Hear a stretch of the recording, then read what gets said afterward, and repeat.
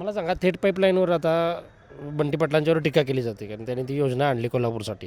पण तरीही विरोधक असं म्हणतात की ती योजना फसलेली आहे, बारगळलेली आहे. तुम्हाला काय वाटतं? नाही फसलेलीपेक्षा कसं आहे की ही योजना मुळात काळंबावाडीपासून कोल्हापूरपर्यंत जे अंतर आहे हे खूप मोठं आहे आणि ते पाण्याचं जे 40 प्रेशर किलोमीटर अंतर आहे ते.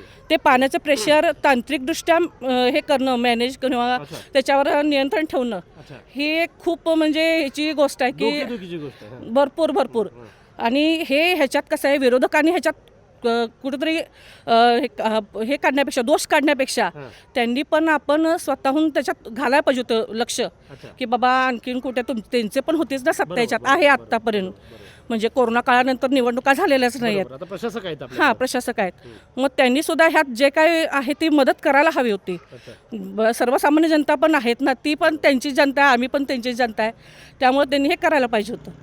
पूर्ण विश्वास आहे त्यांच्यावर की हे करून दाखवणार जे थेट पाईपलाईनचं काम एवढ्या लांबून करू शकतात ते करणारच आणि आम्ही म्हणाल तसंच